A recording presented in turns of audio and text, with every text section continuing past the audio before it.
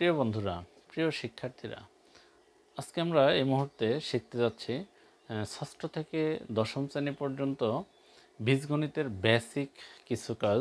সেটা হচ্ছে এই মুহূর্তে শিখব আমরা বীজগণিতের যোগের কাজ। আমরা আমাদের এই বীজগণিতের বেসিক যদি দুর্বল থাকে কারো, তাহলে আমরা বীজগণিত অঙ্ক সহজে সমাধান করতে পারবো না।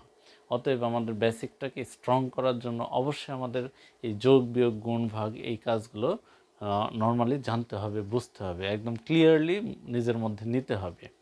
তো আমরা আজকে যোগের কাজটা শিখব। যোগের কাজ যেমন নর্মালি আমাদের থাকতে পারে 3m² প্লাস 2n²। এটা একটা রাশি। 3m² প্লাস 2n², এইটার সঙ্গে যদি নিচে কোনো কিছু থাকে যোগ করতে বলতেছে, সাপোজ -2m² আর -3n², এমনটা বলছে। এই দুইটা রাশি, এই একটা রাশি, এই একটা রাশি, এই দুইটা রাশিকে আমরা যোগ করব, অর্থাৎ যোগ করতে বলছে। কোনো অঙ্কে আমাদের প্রয়োজন যোগ করার, অর্থাৎ যোগ করতেই বলছে। সেক্ষেত্রে আমরা এটা রেজাল্টটা কীভাবে করব? এটা রেজাল্ট করতে গিয়ে লক্ষ্য রাখতে হবে, যদিও যোগ করতে বলছে তবু আমাদের মূল কাজ হচ্ছে আমাদের চিহ্নগুলো ফলো করতে হবে। যে এখানে এই 3m² এবং 2m², এটা দুইটা একই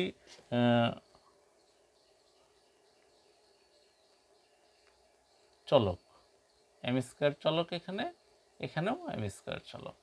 এখন লক্ষ্য করতে হবে যে এই m² একই চলক, এই চলকের যে সহগগুলো আছে, চলকের সহগগুলোর সাথে একটা প্লাস এবং একটা মাইনাস এমন আছে কিনা, একটা প্লাস এবং একটা মাইনাস।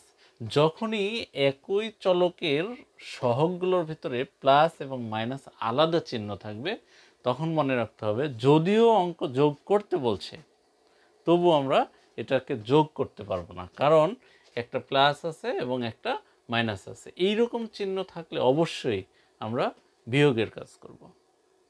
বিয়োগের কাজ অর্থাৎ 3 থেকে 2 বাদ দিতে হবে, কারণ হচ্ছে দুইটা দুই রকম চিহ্ন, একটা প্লাস চিহ্ন, একটা মাইনাস চিহ্ন। এখানে আমরা 3 থেকে 2 বাদ দিলে থাকে 1 আর এই পাশে m², 1m²। এই 1m² লিখতে গিয়ে শুধু m² লিখতে হবে, 1 এর প্রয়োজন নেই। এখন লক্ষ্য করতে হবে 3 বড় আর 2 ছোট। 3 এর চিহ্নটা কি আছে? এখানে প্লাস চিহ্ন, কিছু নাই বলতে এখানে প্লাস চিহ্ন রয়েছে, তো এখানে প্লাস ব্যবহার করতে হবে। যেহেতু এইটা প্রথম পদ, এখানে কখনো চিহ্ন ব্যবহার করার, প্লাস যদি প্রয়োজন হয় তখন ব্যবহার করার প্রয়োজন হবে না। মাইনাস যদি লাগতো কখনো, যে ক্যালকুলেশন করে আমাদের মাইনাস প্রয়োজন হচ্ছে, তখন অবশ্যই ওটা শো করতে হবে, বাট প্লাসের ক্ষেত্রে এখানে শো করার প্রয়োজন নেই। এবার আমরা দ্বিতীয় পদে যাব। দ্বিতীয় পদে হচ্ছে এটাও চলক n², এটাও চলক n²। এই চলকের সহগ হচ্ছে +2 আর এই n² সহগের চলক হচ্ছে -3। এখানেও দেখা যাচ্ছে দুইটা দুই রকম চিহ্ন হইলেই আমাদের বিয়োগের কাজ। যদিও অঙ্ক করতে বলছে যোগ, তবুও যখন আমাদের দুইটা দুই রকম চিহ্ন থাকবে তখন 100% এটা বিয়োগের কাজ করতে হবে। বিয়োগের কাজ করতে গিয়ে প্রথমে লক্ষ্য করতে হবে কোনটা বড়, 3 বড় আর 2 ছোট। এইখানে 3 এর চিহ্ন কি আছে? মাইনাস, অর্থাৎ যেটা বড় সেই বড়টার চিহ্ন আমরা এখানে ইউজ করব, মাইনাস।